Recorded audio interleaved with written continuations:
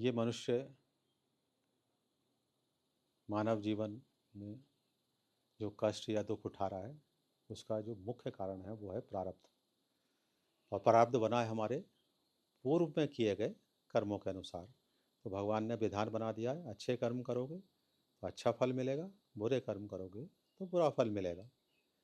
अब यदि हम अपने प्रारब्ध को स्वीकार नहीं कर पाते हैं और हम अपने प्रारब्ध से और आगे जाना चाहते हैं और समृद्ध होना चाहते हैं, उन्नत होना चाहते हैं, तब भगवान ने अपने धर्म में क्या विधान किया है कि आप तपस्या कीजिए।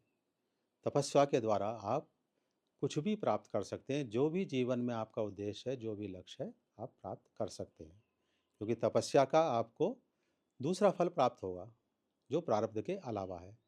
इसी प्रकार से जो दुख है या कष्ट आ रहा है, उसकी पहचान करनी है हमें कि ये क्या प्रारब्ध के अनुसार है या हमारी अज्ञानता के कारण आ रहा है या हमारी दिनचर्या अच्छी नहीं है उसके कारण आ रहा है। जैसे कि बीमारी बीमारी हमारी अज्ञानता के कारण भी आ सकती है, हमारी दिनचर्या ठीक ना हो उसके कारण भी आ सकती है, हम किन्हीं संक्रमित व्यक्तियों के संपर्क में आ जाएं तो भी हो सकती है। तब इसकी पहचान कैसे होगी कि हमारी जो बीमारी है ये प्रारब्ध के अनुसार आ रही है? तो उसकी सबसे बड़ी पहचान ये है कि वही बीमारी हो और वही उसकी दवाई हो ठीक करने की।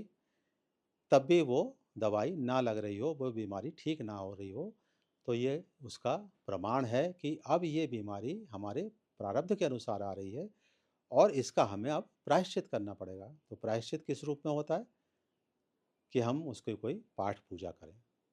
अनेकों ऐसे व्रत हैं जो प्रायश्चित के रूप में आते हैं, जिनसे हमारा कष्ट दूर हो सकता है।